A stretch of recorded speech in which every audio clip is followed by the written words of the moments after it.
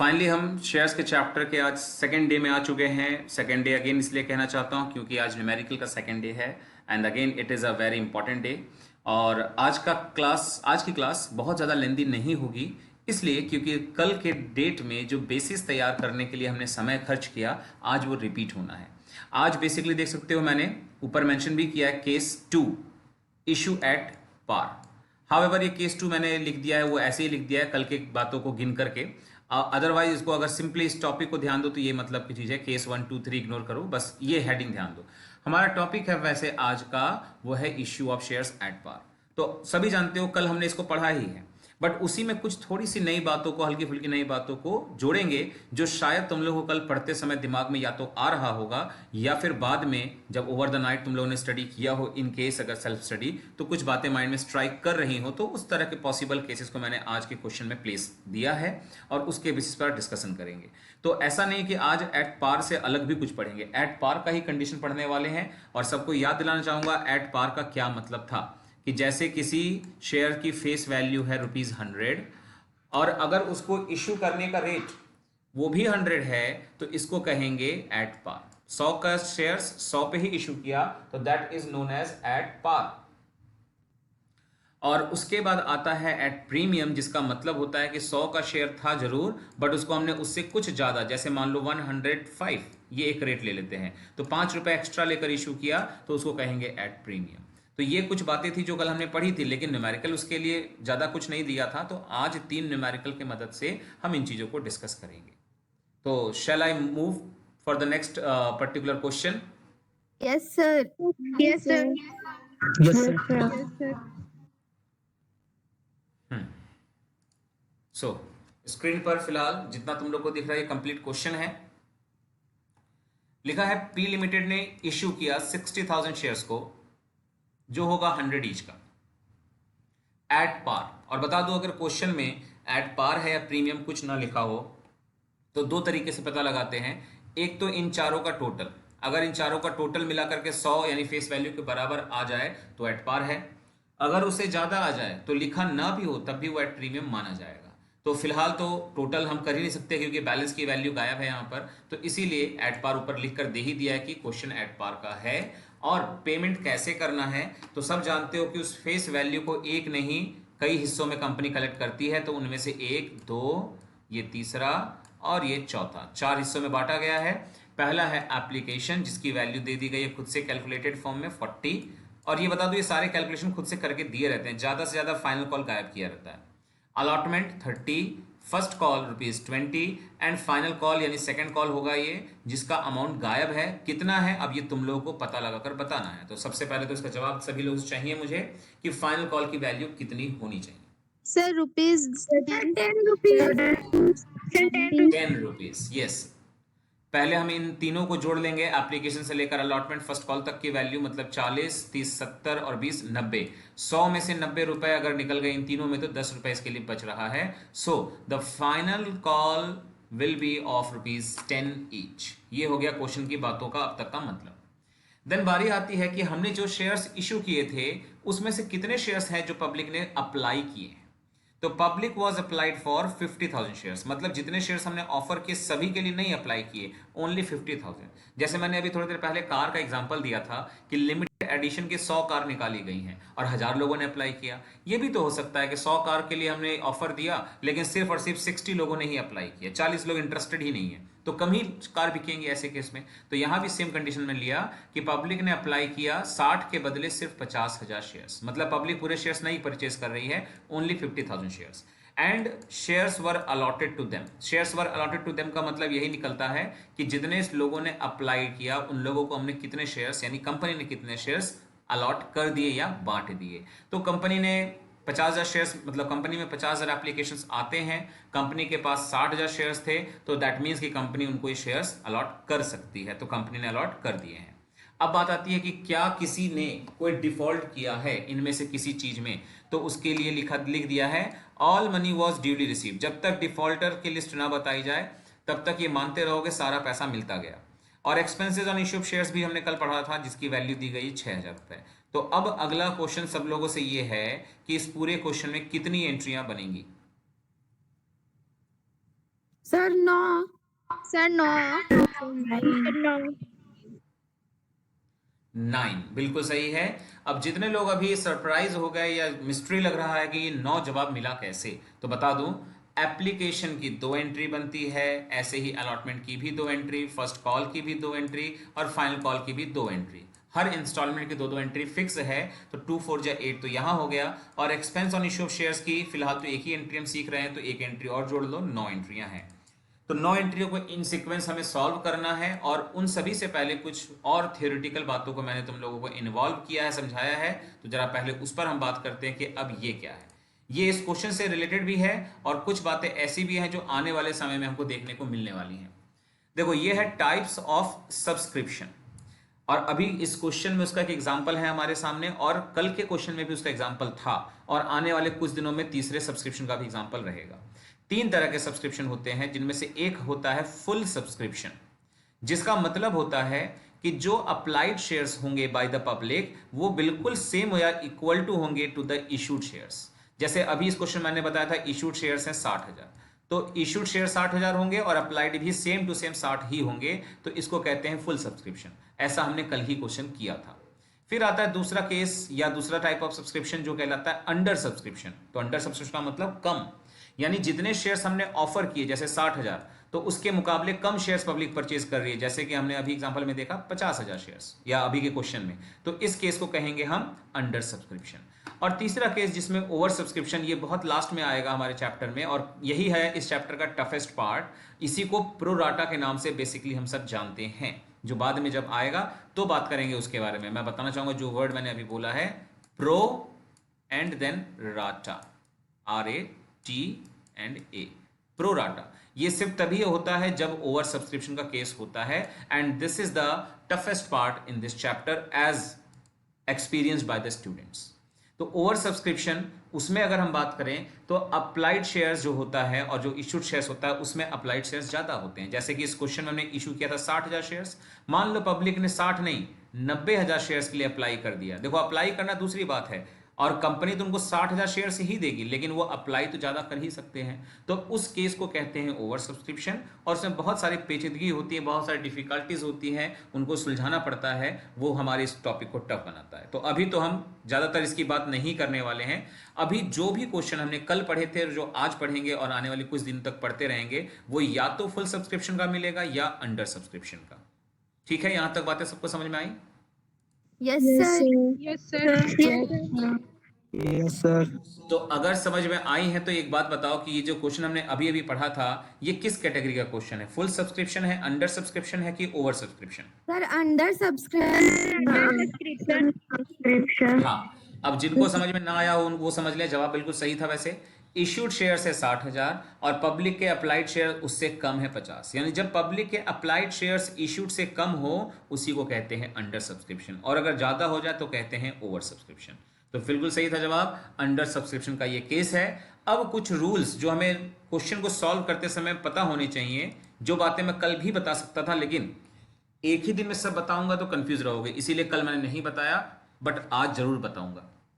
इन numericals को solve करने के लिए इन रूल्स का इस्तेमाल हमेशा हमको करना ही रहता है, इसलिए जरूर जानो उसको। तो रूल ये है कि in case of full subscription and under subscription, मैंने पहले कहा तुम लोगों से ओवर सब्सक्रिप्शन अभी नहीं मिलेगा, कुछ दिन तो नहीं मिलेगा, बट अभी जो हमें मिलेगा वो मिलेगा या तो फुल सब्सक्रिप्शन या अंडर सब्सक्रिप्शन।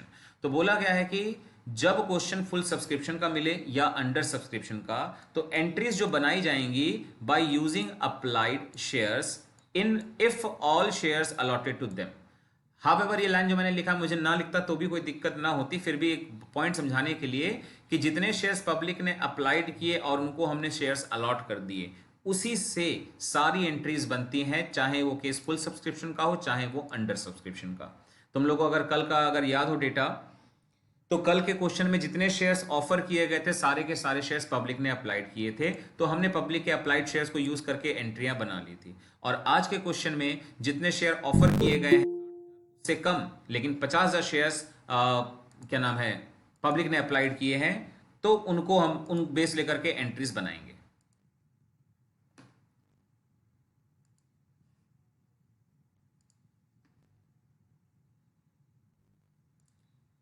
ये हो गई दो बातें regarding under subscription and full subscription, जो हमारे आने वाले कुछ क्वेश्चन में लगभग सब में देखने को मिलने वाले हैं। नेक्स्ट बात ये कही है मैंने कि in case of over subscription, ये वो पॉइंट है जो अभी हम पढ़ने नहीं वाले, लेकिन फिर भी दिमाग में बातें अभी से होनी चाहिए कि अगर ओवर सब्सक्रिप्शन होगा तो क्या सिस्टम होगा। कि जो एप्लीकेशन की एंट्री बनेगी वो अप्लाइड शेयर से बनेगी। जैसे मैंने एग्जांपल लिया कि पब्लिक को हमने 60,000 शेयर्स ऑफर किया था यानी इश्यू किया था, लेकिन पब्लिक ने इससे ज्यादा मान लेते हैं 90,000 शेयर्स अप्लाइड किया, तो this is the applied shares and this is the issued shares. तो रूल के मुताबिक जब ओवर सब्सक्रिप्शन हो जाता है तो एप्लीकेशन की एंट्री तो बनेगी अप्लाइड शेयर से, मतलब इस 90,000 शेयर से बनाओगे अप्लाइड की एंट्री। लेकिन जो एंट्रीज बनेंगी अलॉटमेंट की एंड सब्सिक्वेंट कॉल्स, मतलब फर्स्ट एंड सेकंड कॉल, वो एंट्री बनाई जाएंगी किससे? अलॉटेड शेयर से। मतलब जो उनको 60,000 शेयर्स दिए जाएंगे बदले में, उससे एंट्री बनाओगे अलॉटमेंट की और कॉल्स की। ये रूल होता है ओवर सब्सक्रिप्शन में, मतलब ना ही अप्लाइड ना ही अलॉटेड, बल्कि दोनों का इस्तेमाल होता है तरीके से। और जबकि फुल सब्सक्रिप्शन या अंडर सब्सक्रिप्शन की बात करते हैं तो जो अप्लाइड शेयर्स होते हैं डायरेक्टली उसी से सारी एंट्रियां बनाई जाती हैं। तो ये सारी बातें सबके दिमाग में एंटर कर गई, यानी क्लियर हुआ कि नहीं? Yes, sir. Yes, sir. Yes, sir. तो फाइनली अब मैं एक बार क्वेश्चन को फिर हाईलाइट कर रहा हूं ताकि हम सॉल्यूशन पर बढ़ सके। देखो ये था क्वेश्चन, 60,000 शेयर्स इशू किया गया और पब्लिक ने 50,000 शेयर्स के लिए अप्लाइड किया। जल्दी बताओ एंट्रियां हम बनाएंगे 60,000 शेयर से कि 50,000 शेयर से? सर 50,000। 50,000. हाँ। और उसके अलावा क्वेश्चन में एप्लीकेशन का 40 रुपया है, अलॉटमेंट का 30, फर्स्ट कॉल का 20 और फाइनल कॉल का बैलेंस यानी 10, और expenses on issue of shares का अमाउंट है 6,000। तो इस तरह से अब हम डेटा यूज करके 9 एंट्रियां बनाएंगे। तो चलो पहुंचते हैं अब सॉल्यूशन की तरफ। तो ये रही पहली 3 एंट्रियां। अब पहले इनकी हम बात करते हैं। तो सबको रूल एक बार फिर याद दिलाता हूं कि एप्लीकेशन की एंट्री से ही हमेशा स्टार्ट होगा, और रूल ये कहता है कि एप्लीकेशन की एंट्री में सबसे पहली एंट्री बनती है किसकी? रिसीविंग की। तो रिसीविंग की एंट्री है bank account debit to share application account, और नरेशन का तरीका being application money received on 50,000 shares at the rate 40 each। 60,000 shares से नहीं एंट्री बना रहे हैं, 50,000 से बना रहे हैं क्योंकि पब्लिक ने इतने ही शेयर्स खरीदे हैं। तो 50,000 शेयर्स इंटू 40 ईच कर दोगे तो आ जाएगा 20 लाख रुपीस। यह है एप्लीकेशन मनी का रिसीविंग। और फिर दूसरी एंट्री बनती है एप्लीकेशन की, जिसको ट्रांसफर की एंट्री कहते हैं, जिसमें यही एप्लीकेशन का अकाउंट जो क्रेडिट था वो अब डेबिट हो जाएगा। तो शेयर एप्लीकेशन अकाउंट डेबिट, और 2 में फिर आएगा शेयर कैपिटल जिसकी वैल्यू एग्जैक्टली सेम रहेगी 20 लाख। इस तरह से एप्लीकेशन की एंट्री बनती है जिसमें सबसे पहले रिसीविंग की एंट्री देन ट्रांसफर की एंट्री। अब इन एंट्रीज को उलट दो, मतलब इस एंट्री को पहले ला दो और इस एंट्री को बाद में ला दो सीक्वेंस वाइज, और तो एंट्री बनाएंगे अलॉटमेंट एंड आगे के कॉल्स की। ये रूल होता है इसके बाद का, जो कल भी तुम लोगों ने पढ़ा था। तो अब हम आ चुके हैं थर्ड एंट्री यानी अलॉटमेंट की पहली एंट्री की तरफ। तो रूल के मुताबिक अलॉटमेंट एंड कॉल्स में रूल होता है कि सबसे पहली एंट्री बनती है उसको ड्यू करने की। एप्लीकेशन कभी ड्यू नहीं होता और एप्लीकेशन के बाद कोई चीज ट्रांसफर नहीं होता, क्योंकि एप्लीकेशन को ट्रांसफर किया जाता है और अलॉटमेंट एंड कॉल्स को ड्यू किया जाता है। ये बात भी सबको याद रखनी है। तो share allotment account debit to share capital, हालांकि ड्यू और ट्रांसफर की एंट्री बिल्कुल सेम एक जैसी ही बनती है। और narration being allotment money due on 50,000 shares at the rate 30 each. Allotment का रेट 30 दिया गया था क्वेश्चन में, मल्टीप्लाई किया 15 लाख रुपए से, अलॉटमेंट का अमाउंट ड्यू हो गया। यहां तक की बातें सबको क्लियर है? Yes, sir. Yes, sir. Sir. Okay, तो अलॉटमेंट ड्यू तक हमने कर लिया है। अब आती है बारी अलॉटमेंट की रिसीविंग की। तो ये रही एंट्री रिसीविंग ऑफ अलॉटमेंट की। बैंक अकाउंट डेबिट, जब भी रिसीविंग की एंट्री बनाओगे बैंक अकाउंट डेबिट करना है by default to share allotment account, और जिसका नरेशन होता है बीइंग अलॉटमेंट मनी रिसीव्ड, और वही सेम अमाउंट 15 लाख रुपीस जो अलॉटमेंट को ड्यू करते समय था। आमतौर पर अभी जो हम क्वेश्चन लगा रहे हैं इसमें ड्यू का जो अमाउंट है वही रिसीविंग का अमाउंट होगा, लेकिन जैसे ही क्वेश्चन में एरियर्स, एडवांस मतलब डिफॉल्टर शुरू होने लगेंगे तो चीजें बदलेंगी, बट आज तो वो हम नहीं सीखने वाले हैं। खैर, अच्छा, इस तरह से हमने अलॉटमेंट तक की एंट्री बना दी है। अब हम बढ़ चुके हैं अगले इंस्टॉलमेंट की तरफ, जो कि है हमारा फर्स्ट कॉल। अब फर्स्ट कॉल है या सेकंड कॉल है या अलॉटमेंट है, इन सबका भी रूल सेम है कि सबसे पहले ड्यू होगा एंड देन उसके बाद होगा रिसीविंग। तो ये रही पहले ड्यू की entry. Share first call account debit to share capital account, narration same statement कि being first call money due on 50,000 shares at the rate 20 each, जो कि फर्स्ट कॉल का रेट था, क्वेश्चन में दिया गया था। तो मल्टीप्लाई करने पर आया 10 लाख रुपीज। और फिर आती है बारी इसकी रिसीविंग की, तो bank account debit to share first call और सेम वही 10 लाख रुपए, क्योंकि कोई भी इसमें डिफॉल्टर्स या कोई प्रॉब्लम्स है नहीं, तो 10 लाख एज इट इज आ जाएगा being first call money receive. तो फर्स्ट कॉल भी हमने रिसीव कर लिया है और अब हम बढ़ चुके हैं अपने आखिरी की 3 एंट्रियों की तरफ, जिसमें कि सेकंड कॉल और शेयर इशू एक्सपेंस की एंट्री बनेगी। तो अब हम आ चुके हैं सेकंड कॉल की एंट्री, एंड जिस तरह फर्स्ट कॉल में था वैसे इसमें भी होगा, पहले ड्यू एंड फिर जाकर के रिसीव। तो वही एंट्री है share second and final call. Second call है ही, साथ साथ यही आखिरी भी होगा, इसलिए फाइनल वर्ड लगाएंगे टू शेयर कैपिटल, और narration being final call money due on 50,000 shares at the rate ₹10 each, तो 5 लाख से फाइनल कॉल ड्यू होगा। एंड देन रिसीविंग एंट्री में अगेन बैंक अकाउंट डेबिट होगा to share second and final call, same amount 5 lakh, क्योंकि कोई defaulters या कोई भी एडजस्टमेंट इसमें नहीं है। तो इस तरह से हमने एप्लीकेशन की 2 एंट्री, अलॉटमेंट की 2 entry, first and second call की 2 एंट्रियां बना ली हैं। यहां तक किसी को कोई problem? No, sir. No, sir. तो हम आ चुके हैं, अब सारी एंट्रियां इशू की तो हो चुकी हैं। अब क्वेश्चन में जो एक सेपरेट चीज दिया गया था 6,000 रुपए का, और वो था इशू एक्सपेंसेस, उसकी एंट्री। तो इसकी एंट्री हमेशा यही बनाते हैं, share issue expense account debit to bank account. जो अमाउंट दिया गया एज इट इज उठा के लिख देते हैं, और नरेशन होगा being expenses paid on issue of shares, या being share issue expenses paid, किसी भी एक तरीके से लिखो, मतलब यही निकलना चाहिए। तो ये हो गई हमारी total 9 entries from this particular question. तो इस तरीके से ये फर्स्ट क्वेश्चन आज का जो था खत्म हो चुका है, उसमें अब मेरे लायक बताने लायक कुछ बचा नहीं है। तो इससे पहले कि मैं सेकंड क्वेश्चन की तरफ बढ़ूं, सबसे पहले फिर एक बार तुम लोगों से पूछूंगा, क्या पहले नंबर क्वेश्चन में कुछ पूछना है, या अब तक जो मैंने समझाया उसमें से कुछ पूछना है तो पूछ लो, नहीं तो सेकंड क्वेश्चन को मैं स्टार्ट करूं। No, sir. No, sir. No, sir. No, sir. Okay, तो सेकंड क्वेश्चन पे आते हैं। A company issued 1,40,000 shares of 10 each payable as under on application and allotment. अब देखो, हम तो यही जानते हैं भाई कि जो फेस वैल्यू होता है उसके 4 हिस्से किए जाते हैं, 1, 2, 3 और 4। अब चारों का होना कोई कंपलसरी तो है नहीं, है मैंने कितनी बार कल से दोहराया है कि चारों होंगे, कोई जरूरी नहीं है। हो सकता है कि सिर्फ 3 हो सकता है कि सिर्फ 2 हो सकता है अकेला ही हो। तो इस समय हम देख पा रहे हैं 2 ही चीज दिखाई दे रही है। पहला है जिसका नाम रखा गया है एप्लीकेशन एंड अलॉटमेंट, और जिसका अमाउंट दिया गया कंबाइनली 6.5। अब शायद तुम लोग सोच रहे होगे कि इस 6.5 में से एप्लीकेशन का कितना होगा और इसमें से अलॉटमेंट का कितना होगा। तो बता दो, ऐसा कोई रूल नहीं होता कि हमें एप्लीकेशन अलॉटमेंट मिक्स करके दिया है तो हम उसको बाइफरकेट करें, ऐसा कुछ नहीं है। अगर वो बाइफरकेट करना होगा तो क्वेश्चन में खुद ऐसा इंस्ट्रक्शन लिख देंगे कि हम बाइफरकेट इजीली कर पाएंगे, नहीं तो हम ये मान लेंगे कि जो 6.5 है इसको एक साथ मिलाकर एप्लीकेशन और अलॉटमेंट के नाम से एंट्री बनाएंगे, और उसके बाद बैलेंस जो बच जाएगा वो होगा फर्स्ट एंड फाइनल कॉल पर। तो अब यहां तक के डेटा पढ़ने के बाद, अच्छा एक लाइन और भी, वो भी पढ़ लेते हैं पहले। Public applied for all shares, सारे शेयर्स पब्लिक ने अप्लाई किया, and all money was duly receive. इन सारे क्वेश्चंस के बाद अब मेरा कुछ क्वेश्चन है। सबसे पहले सवाल, what is the amount of face value? Sir, ₹10. Sir, 10 rupees. Now next question is, what is the number of issued shares? Issued shares कितने थे इस क्वेश्चन में? Sir, 1,40,000. Yes.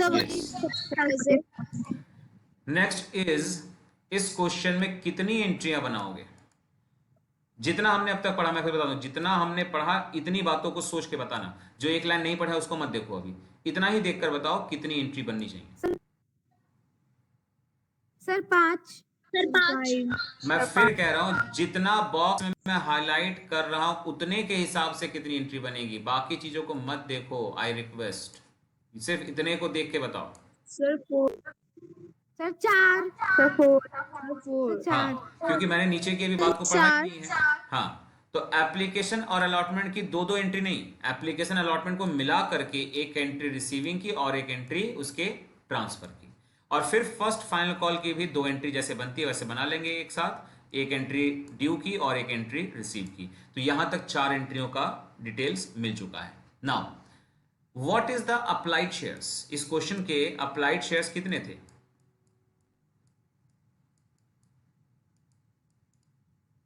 Sir total all. Sir सारा। Yes sir. सारा, all, पूरा, ये word नहीं सुनना मुझे, नंबर्स पूछ रहा हूं मैं, numbers of applied shares.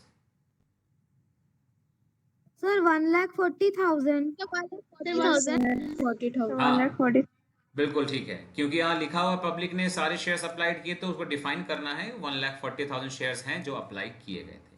Now next question आता है इसके बाद कि ये क्वेश्चन फुल सब्सक्रिप्शन का है कि अंडर सब्सक्रिप्शन का है या ओवर सब्सक्रिप्शन का, इन तीनों में से सर कौन फुल सा? सब्सक्रिप्शन। हाँ, हर क्वेश्चन में इन बातों को जरूर से जरूर जज किया करो, तब क्वेश्चन को करने में अच्छा लगेगा और कॉन्फिडेंस भी फील होगा। खैर, अब आते हैं लास्ट लाइन की तरफ जो मैंने नहीं पढ़ा था अब तक। The company also issued 5,000 shares to its promoters. ये चीजें हमने ना कल पढ़ी थी और ना पहले कभी पढ़ी हुई है, ये एकदम से न्यू एक्सक्लूसिव एक ट्रांजैक्शन है, लेकिन कल इसके बारे में थोड़ी बहुत थ्योरी का जिक्र हुआ था। कल मैंने कहा था कि इशू जो शेयर्स होते हैं वो कई लोगों को होते हैं, जैसे एक पब्लिक को होता है तो एक किया जाता है वेंडर्स को, एक होता है प्रमोटर्स को, तो एक होता है एम्प्लॉयज को। ये बातें मैंने थ्योरेटिकली बता दी थी, बट न्यूमेरिकली उसको हमने नहीं सीखा। तो हमने पब्लिक इशू के बारे में कल से स्टार्ट किया, आज भी पब्लिक इशू का एक क्वेश्चन लगाया। अभी हमने वेंडर्स वाले में कुछ नहीं पढ़ा, लेकिन अचानक से हमारे इस क्वेश्चन में मिल गया प्रमोटर्स वाला एक टॉपिक। तो बता दूं, प्रमोटर्स वाले टॉपिक की एंट्री सिर्फ एक बनती है, इसलिए बहुत ज्यादा वेट करने की जरूरत नहीं है, हम इसको अभी पढ़ने के लिए बिल्कुल रेडी हैं। तो इस क्वेश्चन में मैंने एक चीज और जोड़ दिया है कि जिस तरह से ये शेयर्स इशू किए गए पब्लिक को, वैसे ही 5,000 शेयर्स इशू किए गए किसको? प्रमोटर्स को। और ऑब्वियस सी बात है, अगर इस शेयर्स की फेस वैल्यू 10 ईच है तो इनको भी जो शेयर्स मिले हैं इनकी फेस वैल्यू भी सेम होगी, 10 रुपीज ईच। अब बोली गई है एंट्रियां बनाओ, तो फाइनली इस क्वेश्चन में कितनी एंट्रियां बनेंगी? अब पूरे क्वेश्चन को समझ के बोलो कितनी एंट्री बनेगी। Sir total 5। हाँ, यहां तक के लिए हमने तय किया था कि 4 एंट्री बनेगी और प्रमोटर्स को शेयर इशू करने की एक एंट्री अलग से बनेगी, यानी 5 एंट्री। तो इस तरह से क्वेश्चन में 5 एंट्रियां हैं जिसको अब हम 1 बाय 1 समझने वाले हैं। तो पहुंचते हैं अपने सॉल्यूशन की तरफ। देखो, तो सबसे पहले start again with the entry of application. और जैसा हमने जाना है कि ये क्वेश्चन था फुल सब्सक्रिप्शन का, मतलब सारे जो इशूड शेयर्स थे वही अप्लाइड हुए हैं, इसलिए उसी से एंट्री बना देंगे। तो सबसे पहली एंट्री रिसीविंग की एंड देन ट्रांसफर की। तो receiving entry bank account to equity shares, application and allotment account. देख लो फर्क कहां है, इसका नाम ना सिर्फ एप्लीकेशन ना सिर्फ अलॉटमेंट बल्कि एप्लीकेशन एंड अलॉटमेंट, ये मिक्स नाम लिखना है तुम लोगों को। तो bank account to equity share, application and allotment account, and ये अमाउंट 9,10,000 कैसे आया? तो नरेशन को देख लेंगे, समझ में आ जाएगा कि being application and allotment money received on 1,40,000 shares at the rate 6.5 each. तो बस सिंपल है, इसको 6.5 से मल्टीप्लाई कर सकते हो, जो आ जाएगा वो सामने लिखा हुआ है। और दूसरी एंट्री उसके ट्रांसफर की, share application and allotment account debit to share capital account, same 9,10,000 rupees transfer हो गया। क्लियर है सबको ये दो एंट्रियां? Yes sir. Yes sir. Yes, sir. Now अब हम आ जाते हैं इस क्वेश्चन के आखिरी 3 एंट्रीज की तरफ। तो अब हमें एप्लीकेशन की एंट्री बना चुके हैं, अलॉटमेंट की एंट्री भी उसमें मिक्स हो गई, तो एप्लीकेशन के और एंट्री अलॉटमेंट की एंट्री अलग अलग नहीं बननी थी इस क्वेश्चन में। तो सीधे अब हम आ चुके हैं कॉल मनी की तरफ, और कॉल मनी में साफ साफ लिखा था कि फर्स्ट कॉल ही फाइनल भी है, तो पहले ड्यू होगा एंड देन फिर रिसीव होगा। तो share first and final call to share capital account, और जिसका नरेशन है being call money due on 1,40,000 shares at the rate rupees 3.5 each. तो 1,40,000 से 3.5 को मल्टीप्लाई करेंगे, जो आएगा वो सामने लिखा हुआ है। And then receiving of call money bank account to share first and final call, same amount, क्योंकि कोई भी डिफॉल्टर या एडजस्टमेंट नहीं है। और अब हम आ जाते हैं इस नए एंट्री, आज के एक्सक्लूसिवली नए एंट्री की तरफ, जिसमें था कि शेयर्स हमने इशू किए हैं टू द प्रमोटर्स। प्रमोटर्स को शेयर इशू जब भी करने को बोला जाएगा तो याद रखना है यही एंट्री बनती है, incorporation cost account debit to share capital account. और ये भी तुम लोग सीखोगे, कहीं अलग बुक्स में तुम लोग को देखने को मिल जाएगा कि इनकॉर्पोरेशन कॉस्ट अकाउंट या फिर और स्लैश लगाकर लिखा होगा, अगर सब लोग पढ़ पा रहे हो। क्या लिखा मैंने? Sir goodwill. यानी प्रमोटर्स को शेयर इशू करने की एंट्री में ज्यादातर मैक्सिमम लोग इनकॉर्पोरेशन वर्ड ही यूज करते हैं, इनकॉर्पोरेशन कॉस्ट अकाउंट डेबिट, या कुछ लोग इनकॉर्पोरेशन कॉस्ट के जगह गुडविल अकाउंट भी यूज करते हैं, एंड दोनों इक्वली सही है। बट फिर भी मैं तुम लोगों को इनकॉर्पोरेशन कॉस्ट यूज करने की सलाह दूंगा, लेकिन गुडविल भी लिखते हैं, ये जानकारी में रखो, क्योंकि कौन जाने कल को कोई एमसीक्यू बना दिया जाए जो जिसमें गुडविल भी सही जवाब होगा और तुम लोगों को पता ही ना हो तो तुम लोग गलत कराओगे। इसलिए याद रखो कि प्रमोटर्स को शेयर इशू करते समय जो अकाउंट डेबिट होता है वो या तो इनकॉर्पोरेशन कॉस्ट या तो गुडविल अकाउंट, और टू शेयर कैपिटल अकाउंट। अब इसकी वैल्यू कैसे निकालेंगे? तो नरेशन देख लो कि being 5000 shares issued to promoters at the rate ₹10 each, तो बस 5000 शेयर्स को 10 से मल्टीप्लाई कर दो, जो आएगा वो आ गया इसका टोटल अमाउंट। इस तरीके से इस क्वेश्चन की पांचों एंट्रियां बन चुकी हैं। कॉल्स की एंट्री के बाद अलग से प्रमोटर्स को इशू करने की सिर्फ एक एंट्री बनाई जाती है जो बन चुकी है। तो फाइनली ये क्वेश्चन भी खत्म हो चुका है। So now very quickly heading toward to the last question of today. Third question देख सकते हो, बहुत छोटा सा 3-4 लाइन का क्वेश्चन है कि a company issued 20,000 shares of 10 each at par for public subscription. तो 20,000 शेयर इशू किया गया है, 10 ईच उसकी फेस वैल्यू है, पार पर ऑफर किया गया पब्लिक को। All money was payable on application. देख सकते हो धीरे धीरे मैं क्वेश्चन में क्या लाना चाहता हूं। कल तक हमने सीखा कि 3 बार में एंट्री बनी थी। कल के क्वेश्चन में मैंने application, allotment and first call तक रखा था। फिर आज का पहला क्वेश्चन, उसमें मैंने चारों इन्वॉल्व किया, application, allotment, first call, second call. और पिछले ही क्वेश्चन में सिर्फ 2 चीजें थी, एप्लीकेशन, अलॉटमेंट एक साथ, फर्स्ट फाइनल कॉल एक साथ। और अब इस क्वेश्चन में देख सकते हो सब कुछ किस पर? एप्लीकेशन पर। तो ये चीज मैं तुम लोग को सिखाना चाहता हूं कि क्वेश्चन में ये चीज बताई जाती है कि पेमेंट को एक बार में करना है कि 2 बार या 3 बार या 4 बार। तो चलो जल्दी से बताओ इस क्वेश्चन में कितनी एंट्रीज बनाने वाले हो तुम लोग? सर 2। सर 2। बिल्कुल ठीक, सही जवाब है, क्योंकि 10 रुपए का शेयर्स है। अगर सारा का सारा पेमेंट एप्लीकेशन के साथ हो जाना है तो इसका मतलब वही एप्लीकेशन ही अप्लाई करोगे और तुमको ट्रांसफर कर देंगे। कुल मिलाकर के 2 एंट्री में मामला खत्म हो जाएगा। तो in that case what is the amount of allotment money? Allotment का रेट कितना होगा फिर? सर 10 ही। Yes sir 10। यस, ऑब्वियसली अगर 10 रुपए का शेयर्स है और सारा का सारा अमाउंट एक साथ मांगा जा रहा है तो ऑब्वियसली बात है एप्लीकेशन भी सेम 10 रुपए का ही होगा। है तो बहुत सिंपल सा क्वेश्चन एंड आंसर इसका, लेकिन कई लोग इसको भी बता नहीं पाते ठीक से। खैर, इश्यूड शेयर्स थे 18,000 एंड यहां लिखा पब्लिक के अप्लाइड शेयर्स हैं 18,000। सॉरी गलत बोल गया, इश्यूड शेयर्स हैं 20,000, पब्लिक के अप्लाइड शेयर्स हैं 18,000। सो अब ये बताएंगे सभी कि ये कौन सा केस ऑफ सब्सक्रिप्शन है, फुल सब्सक्रिप्शन, अंडर सब्सक्रिप्शन या ओवर? Sir under subscription. ठीक है, तो फाइनली इस क्वेश्चन में 2 एंट्रियां बननी है। तो बस आ चुके हैं हम अपनी दोनों एंट्री की तरफ और अब जल्दी से इसको समझते हैं। तो जैसे हमने कहा कि एकलौती एंट्री बननी है एप्लीकेशन की और वो ये एंट्री सामने है, लेकिन ये क्या, हमने तो एंट्री बनाई है उसमें एप्लीकेशन के साथ अलॉटमेंट वर्ड भी लिख गया है। क्यों भाई? क्वेश्चन में तो कहीं ऐसा जिक्र नहीं था। तो मैं बताना चाहूंगा तुम लोगों को, जब भी कभी ऐसा हो कि सारे के सारे अमाउंट एक साथ एप्लीकेशन पर पे होंगे तो याद रखना एप्लीकेशन के साथ साथ तुमको शेयर्स का अलॉटमेंट भी मिल गया उसी समय, इसीलिए उसको सिर्फ एप्लीकेशन नहीं कहेंगे एंड अलॉटमेंट भी कहेंगे। ये क्वेश्चन में नहीं लिखा रहेगा, लेकिन तुम लोग को जानकारी में रखना है कि अगर सिर्फ और सिर्फ क्वेश्चन में एप्लीकेशन अमाउंट है तो उसका पूरा नाम होगा एप्लीकेशन एंड अलॉटमेंट। रीजन है उसके पीछे, क्योंकि सिर्फ अप्लाई करने से कोई शेयर होल्डर नहीं बनता, शेयर होल्डर तभी बनता है जब उसको वो शेयर अलॉट होते हैं। तो अगर सारा पैसा एक साथ ले लिया गया, बाय मींस तुम अप्लाई करने के साथ साथ उसके अलॉटमेंट के हकदार भी बन जाते हो। इसीलिए क्वेश्चन में एप्लीकेशन और अलॉटमेंट एक साथ यूज होगा। क्लियर है ये बात? Yes sir. Yes, sir. Yes sir. अच्छा, देन उसके बाद आता है एंट्री की बात करते हैं तो रिसीविंग से स्टार्ट करना है, ऑब्वियस सी बात है। तो bank account debit to share application and allotment, और नरेशन उसी तरह से कि being application money received on 18,000 shares of ₹10 each, तो 18,000 को 10 से मल्टीप्लाई करेंगे 1,80,000। एंड देन ट्रांसफर की entry, application account debit sorry application and allotment account debit to share capital account same amount 1,80,000 और नरेशन की being application money transfer to share capital. तो देख सकते हो अभी तक कल से अब तक तुम लोगों को शायद यही लगेगा कि यार बड़ा इजी चैप्टर है, सर ने तो खामखा डरा दिया कि बड़ा टफ चैप्टर है ये या लेंदी है।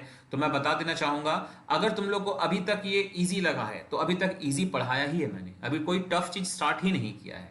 नेक्स्ट चीज ये कि जब तक एक एक दिन के लेक्चर को इंपॉर्टेंस देते हुए ढंग से नहीं पढ़ोगे तब तक तुम्हारा चैप्टर इजी कभी नहीं बनेगा। अदरवाइज क्लास 11th में जो रेक्टिफिकेशन का चैप्टर था वो टफेस्ट चैप्टर मैंने बोला, लेकिन मैक्सिमम लोगों को समझ में आया। क्यों? क्योंकि मेरे अलर्ट करने पर अगर तुम लोग अलर्ट हुए तो तुम लोगों ने सीखा भी ठीक से। लेकिन अगर अलर्ट नहीं किया होता मैंने या तुम लोग अलर्ट किया लेकिन तुम अलर्ट नहीं हुए तो तुम लोग चैप्टर सीख ना पाते। यही चीज इसमें भी कहीं ना हो जाए, इसलिए मैंने तुम लोग को पहले ही अलर्ट कर दिया है कि this is a toughest chapter of your syllabus. तो किसी को कोई डाउट फाइनली है कि नहीं? Oh, sir. No, sir.